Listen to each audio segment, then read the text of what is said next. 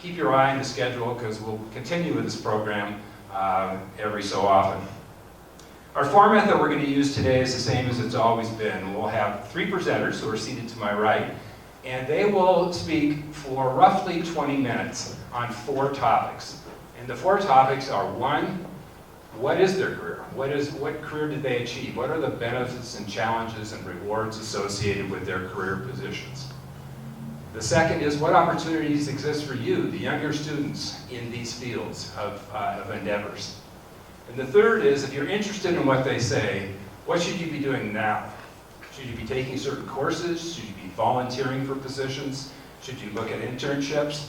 What should you be doing to get ready for sampling the area in which you hear described? And the fourth area is a question that the Dean of the Honors College wanted me to put to each of our presenters, which is based upon their worldly experience. Do they have nuggets of wisdom that they can share with you about what they have learned to maybe help you take the step into your next position in an easier way? But the most important part of our 20-minute presentations will be questions from you. This is meant to be a very informal gathering. Think up questions when you hear the presentations, because after each presentation, you'll have an opportunity to ask that person questions. If you don't feel like doing it in this auditorium setting, our presenters will hang around here afterwards and you can ask them on a one-on-one basis. So let me introduce our presenters to you now, each of whom has a connection with this university, Montana State, which is great. Our first presenter is going to be Dr. KayCee Gardner. She's a family physician in Miles City, Montana, a graduate of MSU with a degree in biomedicine. She then went to the University of Washington Medical School and participated in the WWAMI program, which she'll tell you about. And in addition to fulfilling her duties as a practicing physician and seeing patients in Miles City, she fulfills many different responsibilities as well, such as chief of the medicine staff at the local hospital and teaching others who want to go into the medical profession. Our second speaker will be Dave Olson. Dave is a pioneer in the coffee industry.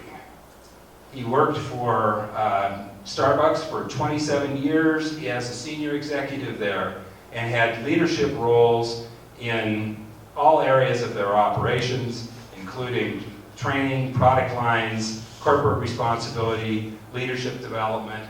He knows the coffee industry from being a part of it in Seattle and working under a company that had a huge expansion worldwide. Dave has lived in Deer Lodge in Joplin, Montana. He graduated from MSU with a degree in psychology, and he now serves on the National Advisory Board of the MSU Leadership Institute here in Bozeman.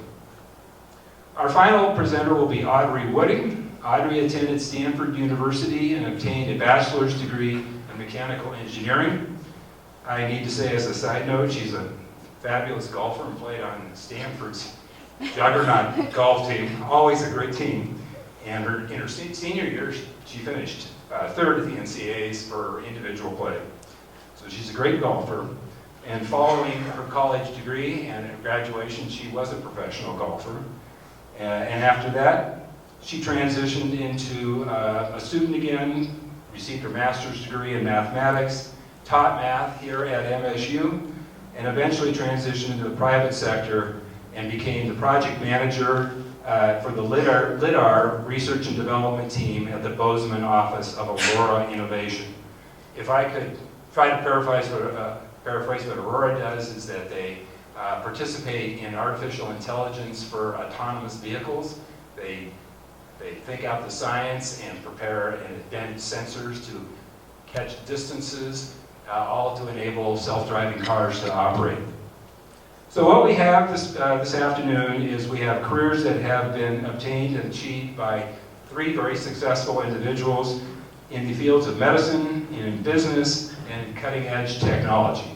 So without further introduction, I'm going to turn the microphone over to KayCee, Dr. Gardner, who will talk to you about her career in medicine. Wherever you'd like.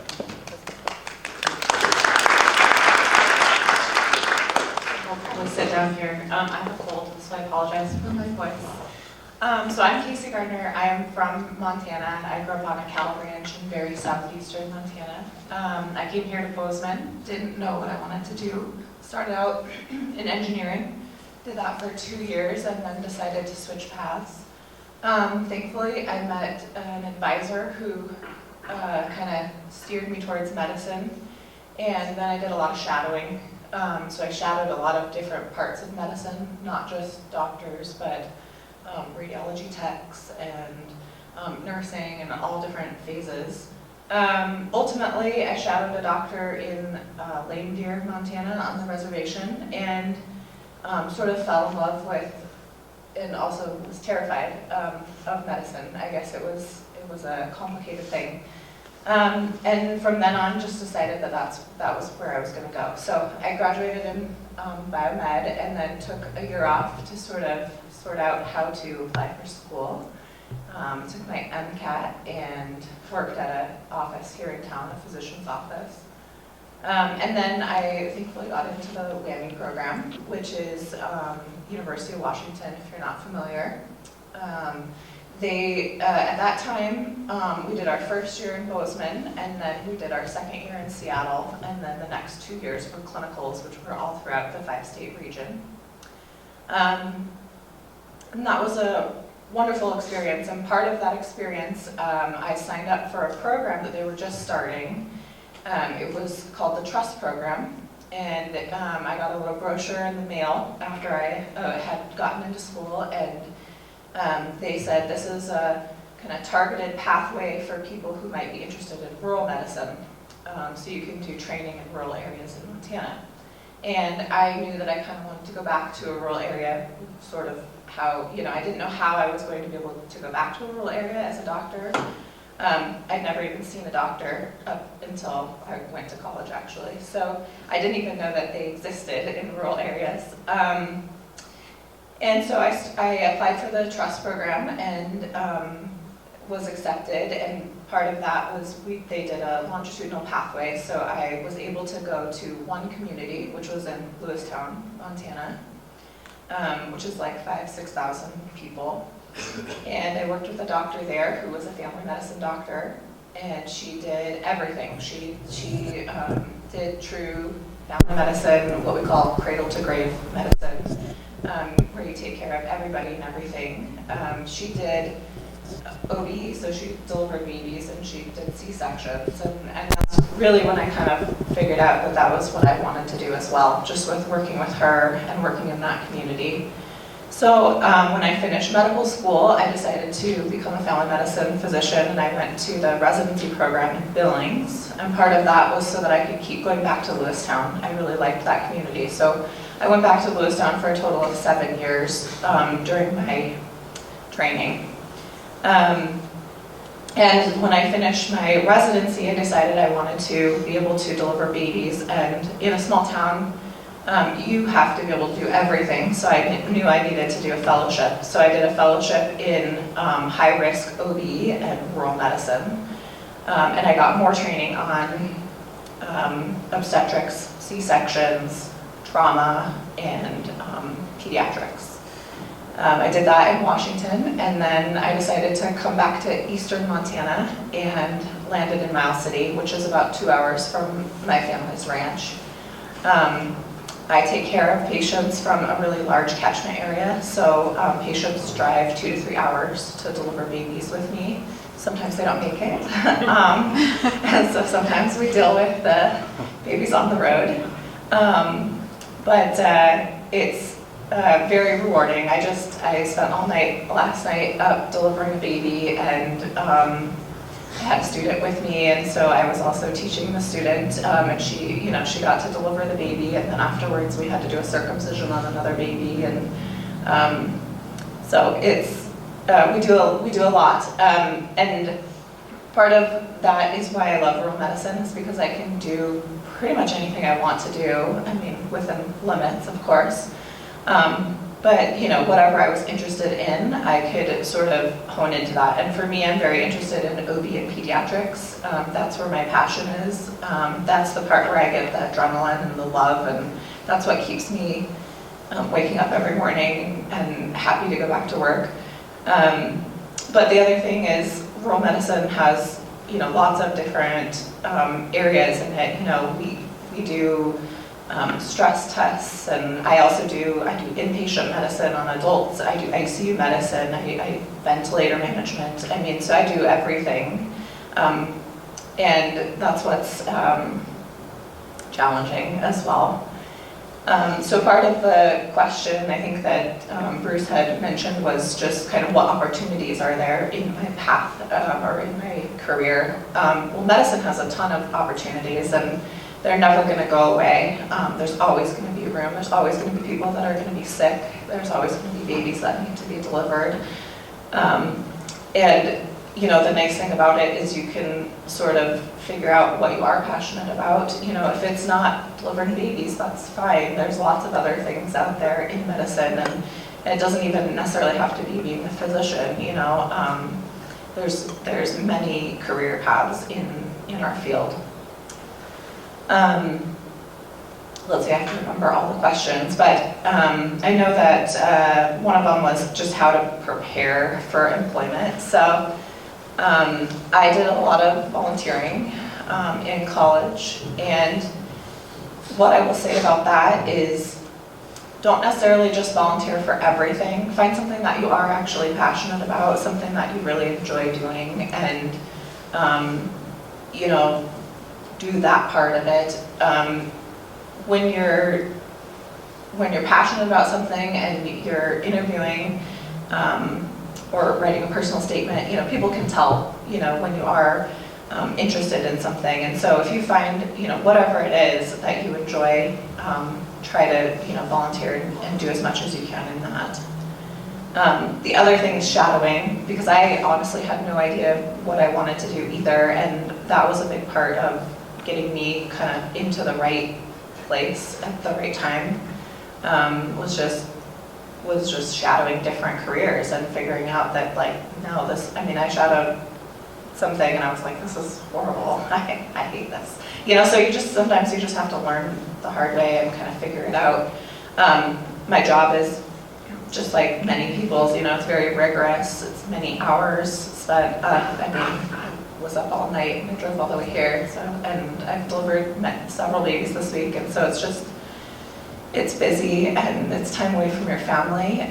So it's definitely a big commitment, but if you love it, then it makes it worthwhile. So that was my other piece of advice, is just no matter what you do, just make sure that you love it. I see a lot of physicians now that get burnt out really fast, and we see that a lot, and I think it's just because they, sometimes they choose the wrong reasons to go into medicine. They choose to do it for other things, money, or because their parents were doctors and told them they should be a doctor, things like that. So just make sure you're doing whatever career it is, you're doing it for the right reasons, and that you love it and you enjoy it. And then, let's see, what was the other one?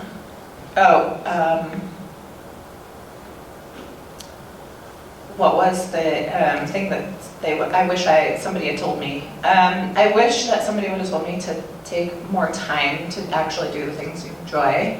I feel like I was very driven, like probably most people, but you go through college and then you go to med school, and then you go to residency, and then you go to fellowship, and then you get a job, and it just never stops. And so I would say take the time when you have the time, if you have time between, college and whatever you decide to do next, take the time, take a year, travel the world, go do things that are enjoyable. And then when you have the opportunity to do things, take advantage.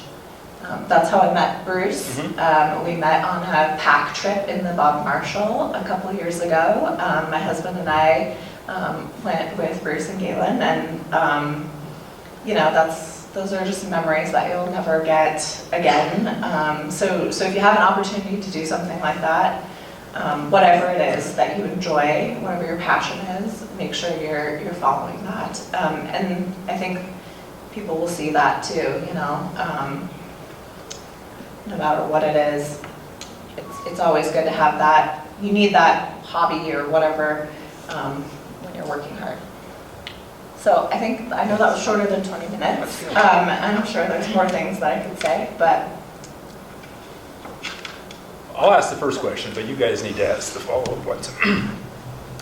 KayCee, it just seems in a smaller environment, when I was looking at your bio, you're not only a practicing physician, but you're a part of all of the medical administrative regimes in Miles City.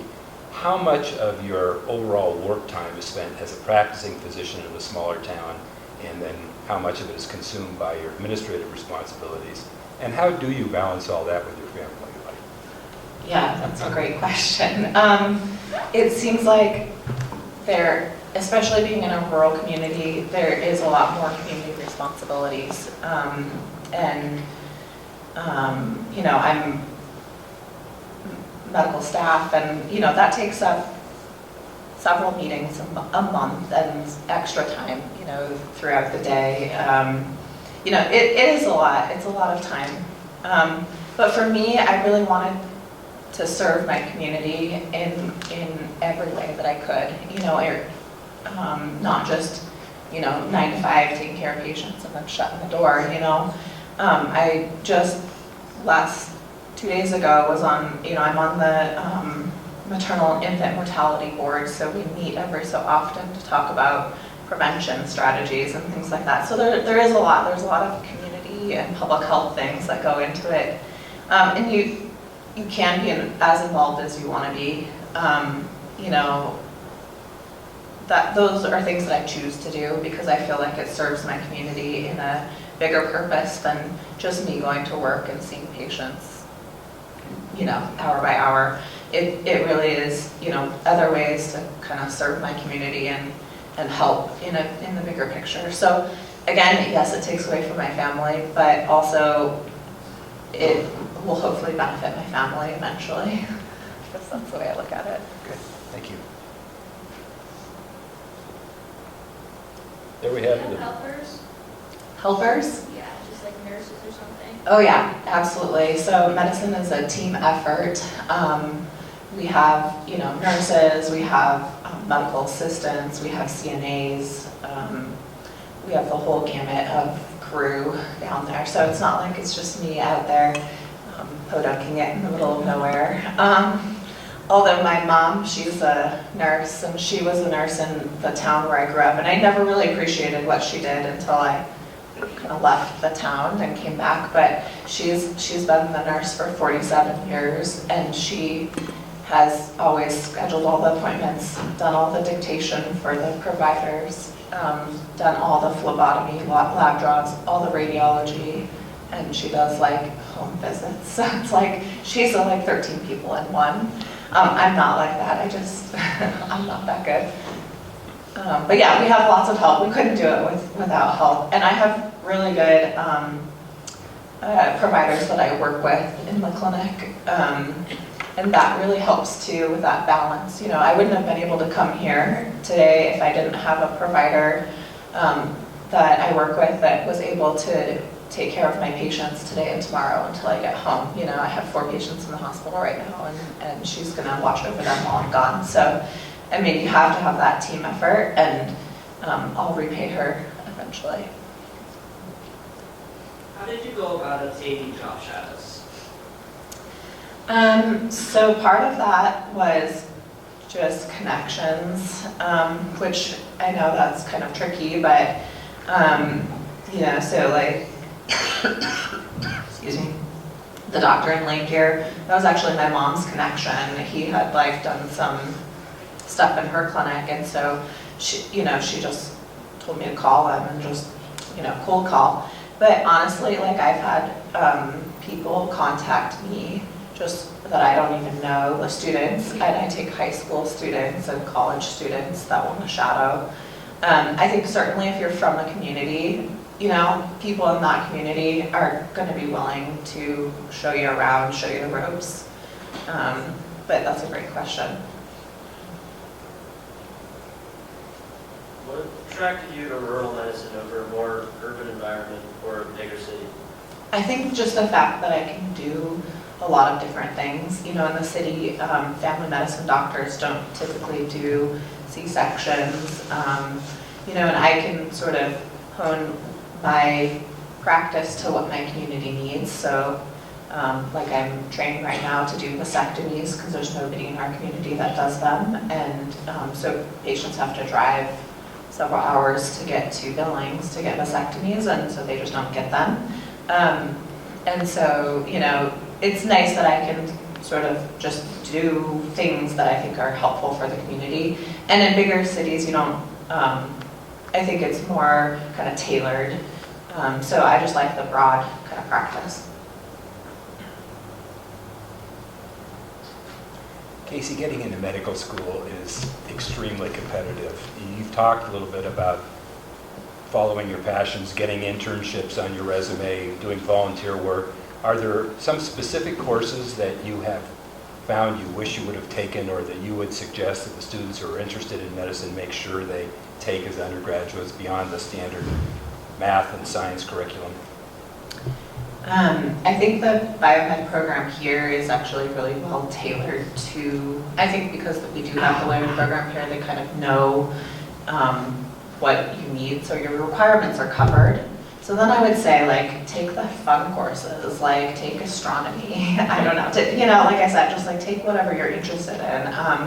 I took a lot of extra psychology classes. I just thought that was super interesting. And, you know, so just, I think, again, it's sort of, if you have the opportunity, you know, you may never ever get to take one of those courses again. Like, I wish I would have taken like a horticulture course or something, because we're trying to start a farm and I don't know enough about, you know, the plants and things like that. So, I mean, take, you know, just expand your horizons and use this opportunity now to like do things that you might be interested in. Maybe there's like a chicken farming 101, because we have a lot of chickens now and I'm learning a lot about chicken farming. Well, KayCee will be here afterwards. You can ask her questions one-on-one, and I might add her mom is here too, so you could ask the mom about nursing. Yeah. And she came to MSU as well, so she's a graduate as well. Dave? Thanks, Bruce. I'm going to try to be brief. I'm not known for it, but I'm going to try, and leave time for what's on your mind, because I've heard my story many times already. So here's a quick progression to answer Bruce's first request. The path I took. Graduated from Powell County High School in Deer Lodge, Montana. Had a passion for hard sciences, chemistry, math, physics, all that stuff. Came here to set the world on fire, not literally, in '64, and almost qualified as an honors student my first 2 years as a chemistry major. I switched my major to psychology, and then I had this remarkable career in the coffee industry that has spanned now almost 50 years. And if you think about coffee, it's 50% chemistry and 50% human behavior. So it sounds like an ideal story, but it's not true. The truth is, one, in between chemistry and psychology, I almost flunked out. I got a degree partly because Vietnam was staring all of us young men in the face in 1967, 68. And I knew I would fare better by getting a degree. Turns out I really enjoyed studying psychology too. And both of those concentrations, chemistry and psychology, really have served me well in my whole life and my whole career. So one thought I had driving up here today was, you're looking at graduating, you're looking at choices. Some of the choices, certainly in my case, are made for you. I had to deal with the reality of the Army, the draft, Vietnam, etc. The ways to get around that were not part of my makeup. You may have similar situations where finances or family, whatever it might dictate some of those choices. But try to find the thread that really moves you and hold on to that thread while you're doing what you have to do. What opportunities currently exist? In the coffee industry, in the beverage industry generally, there seems not to be an end to the creativity of people getting involved and the appetite of the consumers. It's astonishing. For years, people thought Starbucks was going to take over the world. Every cup of coffee was going to have the mermaid logo on it. The truth is, the industry has grown far faster than Starbucks has. So when something looks like an obstacle or an impossibility, it probably is not. So keep looking. I also want to give a shout out to the medical profession. I've served on the board of health systems for 15 years, and some of you in this room, I hope, take up our challenge to get involved in medicine, because the rest of you in this room are going to need those resources. It's really true. And there's a lot of evolution going on in medicine, both policy-wise, technology-wise, and so on. But just keep it in mind, you get to my age, you need more and more of it, and you can help me out. How do you best prepare for future employment? One thing Bruce mentioned when he introduced me was the Leadership Institute here locally. I don't know if any of you know about it, but you should look into it. It was founded by students, for students. They create a kind of fellowship program where you sign up, you participate in activities, you learn while you're participating, and the more of you that are involved in that, the more robust the program becomes because of the diversity that each of you will contribute based on your own views, vision, priorities, backgrounds, and so on. Reflecting on what people have said about me in employment situations, and it's the luck of the draw, I guess. My family instilled values in me that I never really thought of alternatives to. Tell the truth, be straight, commit and then perform. The really basic things like that over time add up.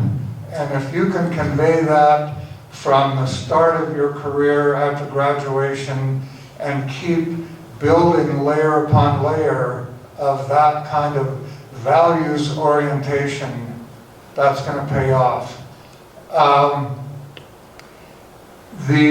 What do I wish someone had told me? Okay, this is spirit of full disclosure. I casually commented when I started that I almost flunked out. I probably, if you'd asked me, would have said, I'm the only person this has ever happened to. Turns out I wasn't alone. I didn't know it at the time. It took a long time to figure it out. But whatever you're facing, whether it's academic or personal or financial or whatever, you're not alone. Find help, whatever that might look like, however weak it might make you feel. I guarantee that the help you will get will offset some of those hesitations. So really, I mean,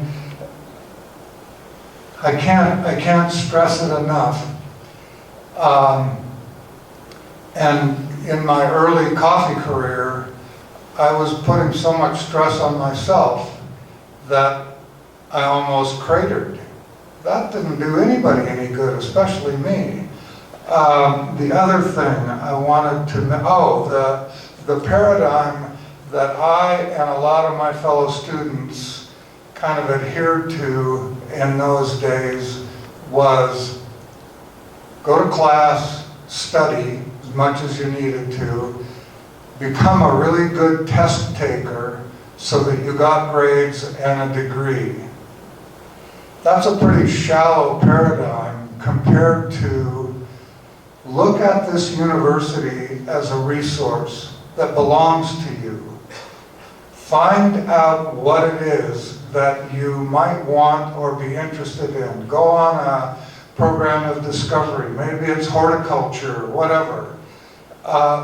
This is your golden opportunity not to narrow your mindset on getting a degree and thinking you already know everything, but to open your mindset to an incredible wealth of possibilities. If I hadn't been able to do that, I would not have opened a coffee bar in Seattle in 1975. As it was, I did, it was successful, and the lesson I learned from that is a definition of a pioneer. I'm the fool who survived. And if you're the pioneer that survived, you get to tell the story and everybody goes, wow. But it's a lot of risk, a lot of work. The last thing I'm going to share, you can read as you leave the building or the room we're in, if I can find it here. It's a quote from the benefactor who made this building and this room and this meeting possible. Have the confidence to bet on yourself. Take the chance. Don't be afraid to fail. Now think about how easy it is to say that. Don't be afraid to fail. Then think about telling your friends, your family, your community, I blew it. That's not as easy as saying, don't be afraid to fail. How you manage your life and what you do is up to you. That goes right back to the values that you already inherently possess, that you can focus on, develop, and present to the world. Thanks.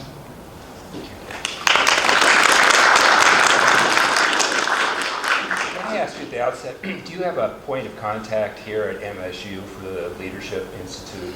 Yeah, Carmen McSpadden is the one, I think there are 1.5 paid employees of the Leadership Institute, and she is the one, and has been running it since its inception.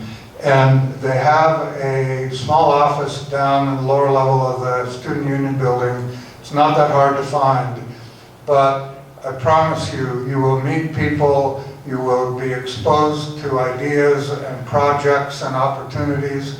I should mention, by the way, one of the opportunities that some of those student fellows are working on right now is a program, an event. We're not sure whether to call it a symposium or a retreat or whatever, but this spring there will be a day-long focus on individual personal development in the direction of becoming a leader. It'll be experiential, it'll be fun, it'll be worth your time, so stay tuned. How did you get a gourmet coffee shop to work in the 70s, right? What was your secret to success? In 1975 in Seattle, the only espresso machines that were turned on were in bars that were making frou-frou mixed drinks with alcohol and so on, and doing a very poor job of it.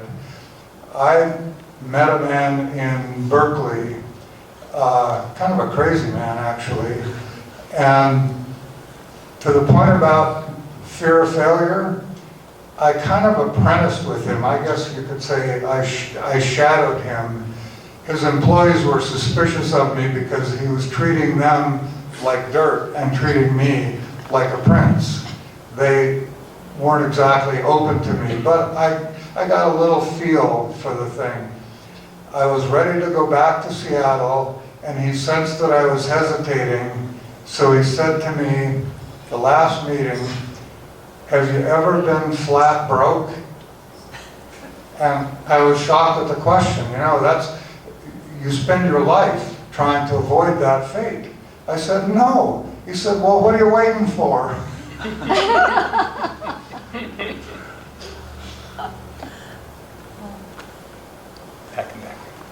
Where'd you get the idea to You're combine gonna have chemistry and to psychology? Sorry, once again? Oh. Where'd you get the idea to combine chemistry and psychology? Did you hear it? They combine chemistry and psychology. You know, part of it was, anybody here studying organic chemistry? Book about this thick, written by Morrison and Boyd, stopped me in my tracks. Inorganic chemistry, all the other analytical stuff, I loved it. Organic, you start with a carbon atom and you build and build and build and build till you have a whole world of organic molecules. And you have to remember every one of them in the sequence as you go. It's impossible. I couldn't do it.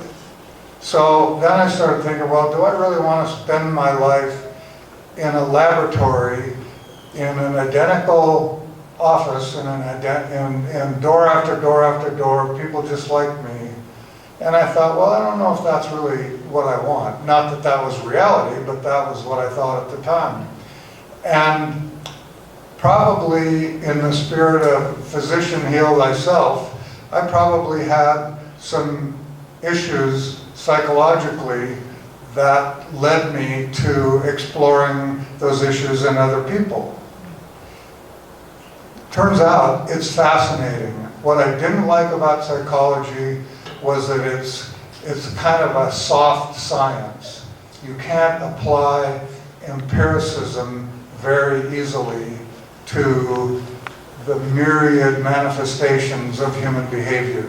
But you can still learn a lot.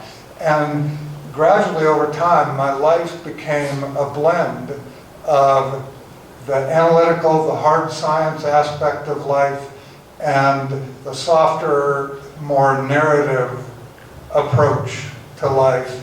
And I didn't plan it that way, but looking back, I can see what it was and that it worked for me.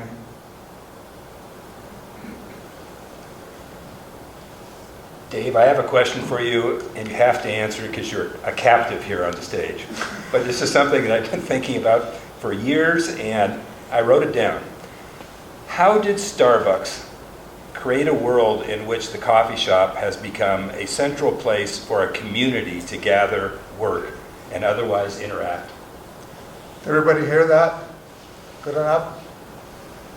Okay, the question is, how did Starbucks create this whole world of store after store after store built on the experience of sharing a cup of coffee with your laptop or your best friend or the young man or woman you hope to develop a relationship with? The fact of the matter is, Bruce, we didn't invent that. Coffee did. We chose coffee, and we could not have been more fortunate that it was coffee that we chose. Because relatively speaking, yes, if you're a medical professional, you know coffee is addictive. As one of the editorial writers in the, I think, Atlantic magazine said, okay, if it's an addiction, it's the most benign one on the planet. And that's what I believe. It brings people together, it creates this opportunity, and we concentrated on two things: the quality of the coffee in the cup, the quality of the experience of the customer. And and that's what I did in Cafe Allegro which, by the way, since 1975, has been open almost every single day that whole time. I've sold it years ago. The people who own it now carry on the same spirit. A great location, great experience, great coffee, multiply. Repeat as necessary. And it's just about the most fun you can have and not break the law. Any other questions for Dave right now? Thanks, Dave. Audrey? I'm going to stand. I spent a lot of years standing in a much smaller classroom, but standing in front of a number of students teaching math. And what's kind of neat to stand here today is the attention that you're paying that I didn't get in my math class. Thank you for that. So where to start? I went to school. I was driven. I loved math and sciences. I thought, maybe I'll be a doctor. I got to school. I went to Stanford, and I was overwhelmed. The people that I was going to school with were intimidating to me. So I quickly realized I've got to choose something. I've got to choose a major because that's what everybody else is doing. And I like to fix things. So I kind of went to mechanical engineering. It was something that I really enjoyed doing, putting things together, taking things apart. That's how I got there.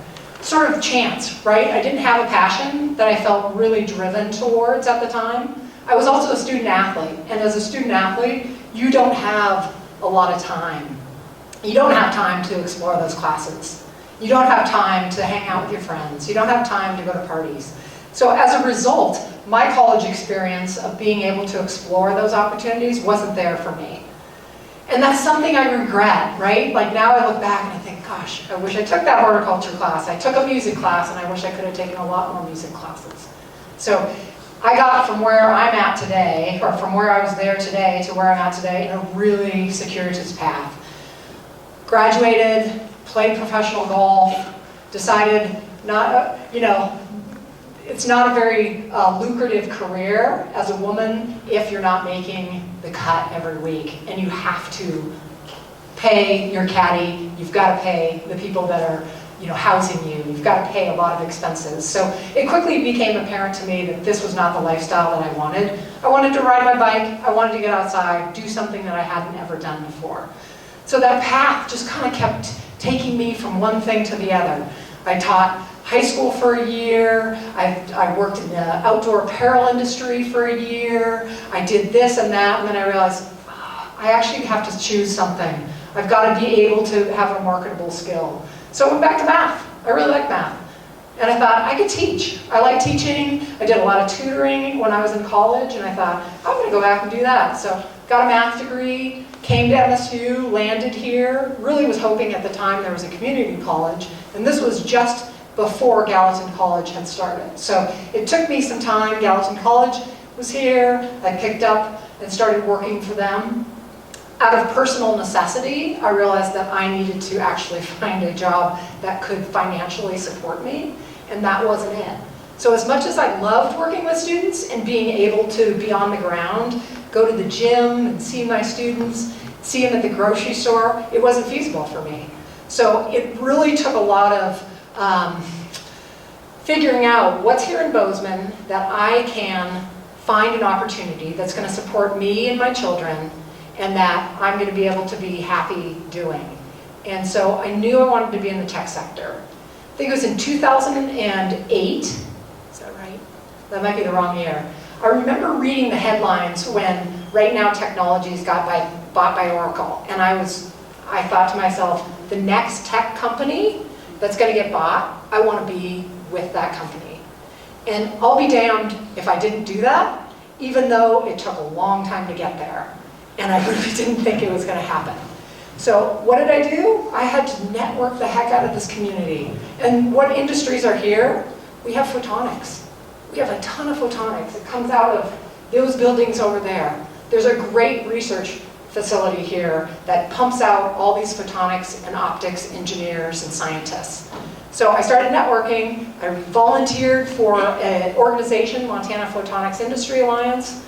I met a lot of people. I kept knocking on doors. How am I going to find that job? I am not an optical scientist, and that's what they were hiring for. Eventually, somebody said, gosh, you did a really good job, Audrey, of organizing those socials that we have. Would you want to come and work for Blackmore Sensors? Sure, okay. That's what got me into this industry. So it took a lot of work. Talk to people. Think about transitioning into that next question. You know, what do you have to do? What do you have to do? For me, it was getting out, going to all those networking events that I didn't always want to go to, shaking hands with people, putting myself out there, saying, I'm Audrey, my name's Audrey. Yes, I'm the only woman that's in the room, but I do want to work in this industry. How do I get there? It wasn't easy. I'm sweating as I talk about it because I think back. But I got a lot of cool opportunities. I worked at the Blackstone Launchpad for a while. I was on a bank board. All of that finally led me to find this career in Bozeman, of all places, that we have now a growing tech sector. So for anybody that's in the tech sector, you have a super opportunity. You have great resource here, not just the optics and photonics, but you've got computer science, you've got mechanical engineering, you've got electrical engineering. Let me tell you, if we could hire the number of electrical engineers that we need at Aurora today, we would be, the sky's the limit.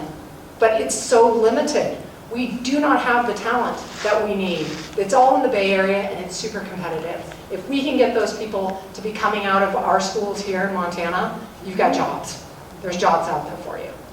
So I know the tech sector. Meet people, talk to people. I met Bruce through a golf connection. Get on, do something. Just ask questions. What do you do? Why do you do that? How'd you get there? Continue to find out what made those people get to the places they are, because it may help you. I never felt like I had a passion. I watched a TED Talk a couple years ago that really helped me kind of lower my anxiety about not having a passion.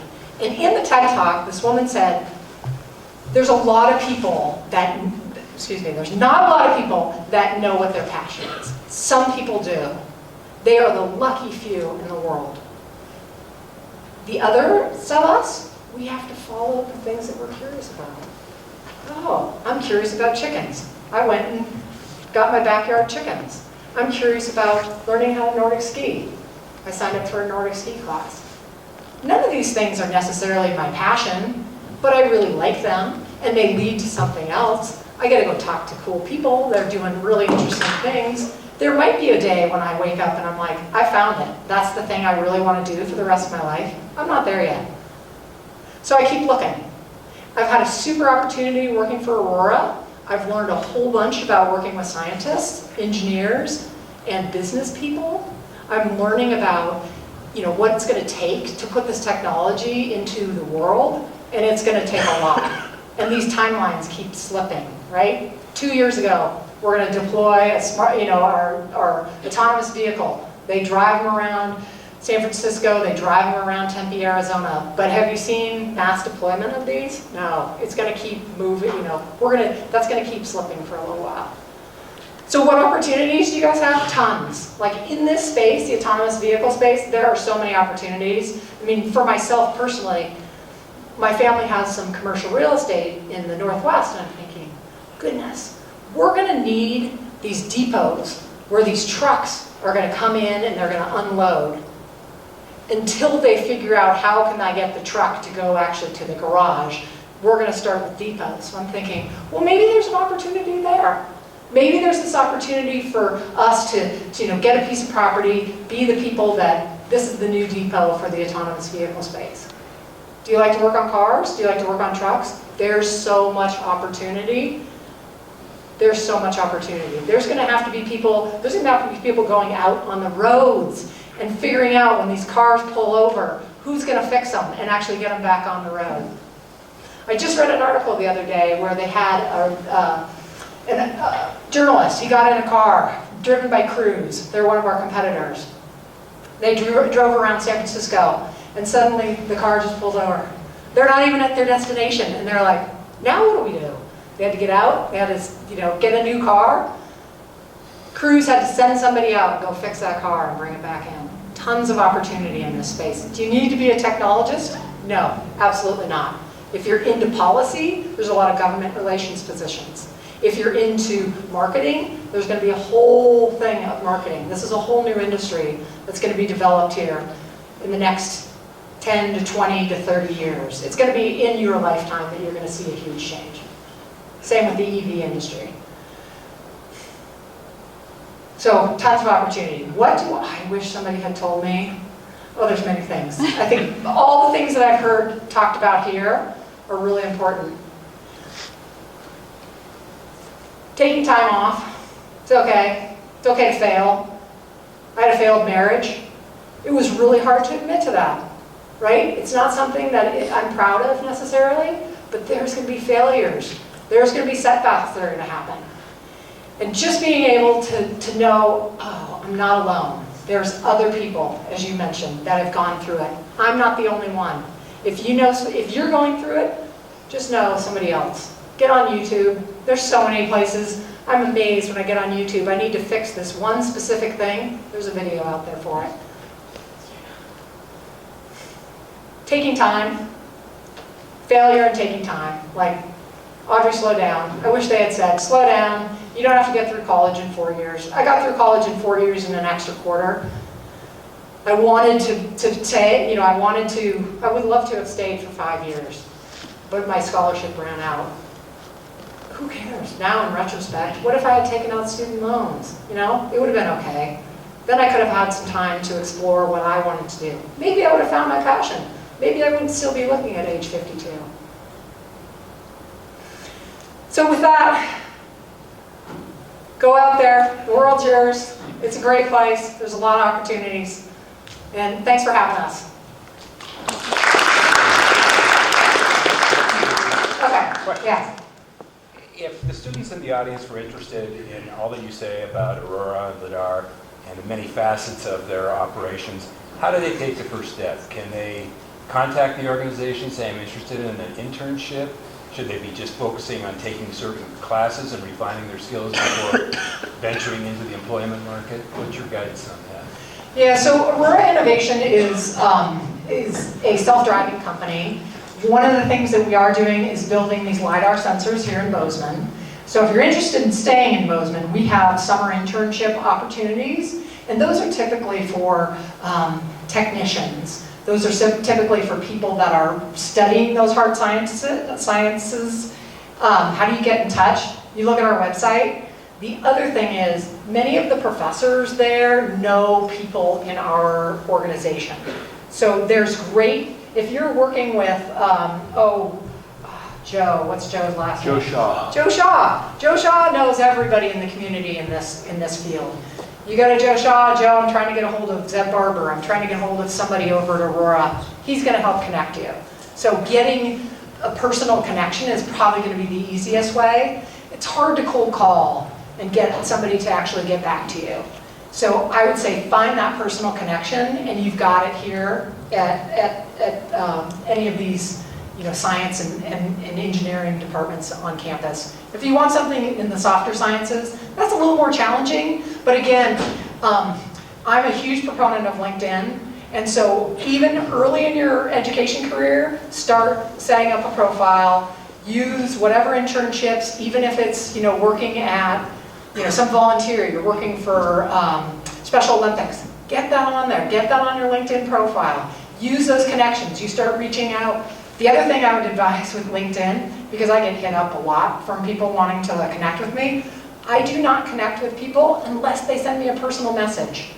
Yeah. Even if it's a cold, even if we have no one in common, if they just send out a request, I am never ever going to connect with you. However, if you say, hey Audrey, I looked at your profile and you're working in an industry that I'm interested in, could you help me make a connection? Absolutely, I'm going to connect with you. So that would be the other way if you're not looking for something in the Bozeman community that I would suggest. Other questions for Audrey? Yeah. You're in the self-driving car industry. Would you get in one right now? If it's going 30 miles an hour, I would. We do have trucks that are driving 65 miles an hour from Dallas to Houston, and so we do have vehicle operators that get in those. So I would. Would I get in there without a vehicle operator sitting behind? I don't know that I would at this point. In that case, I mean, yes, right, because we're in a big rig, so I feel safe, because if we hit anything, it's probably going to be a lot smaller than us.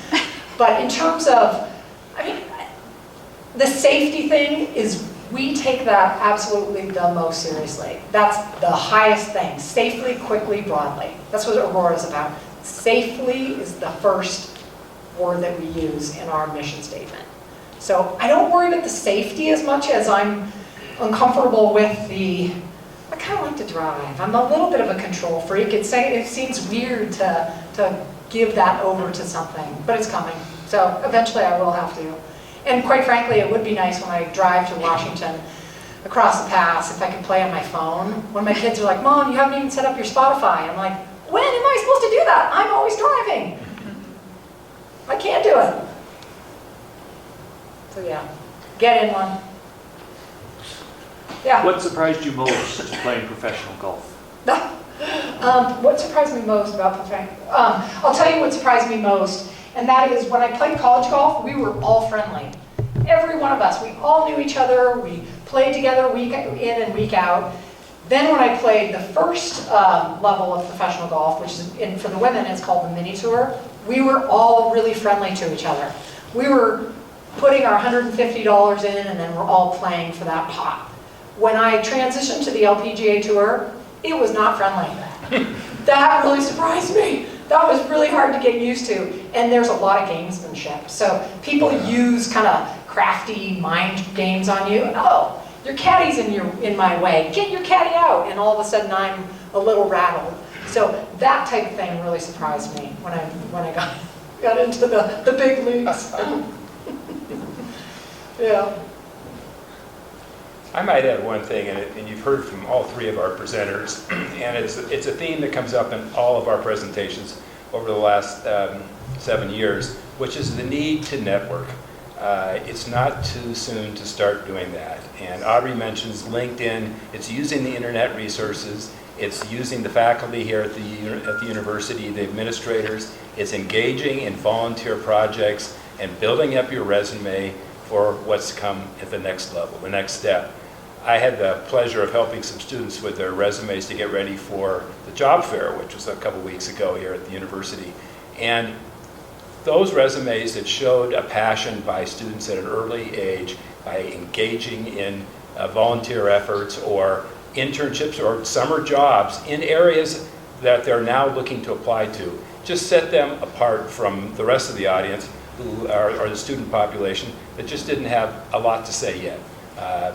So I think the bottom line is using these resources that the school has down at the bottom floor of the Student Union building, Karina Beck's group, and the sources that Audrey and others have mentioned of shadowing, of getting involved early so A, you can figure out what it is you really want to do, but B, to just enhance your credibility in the employment market. It's an important thing to do. I have a question real quick. How did you manage your time with your golf and also like your core classes? Because I'm finding I'm having a bit of trouble trying to balance my fun stuff with my classes. I didn't have a lot of fun stuff, but I did do one thing, and that is, now they have all these planners that my kids like and use.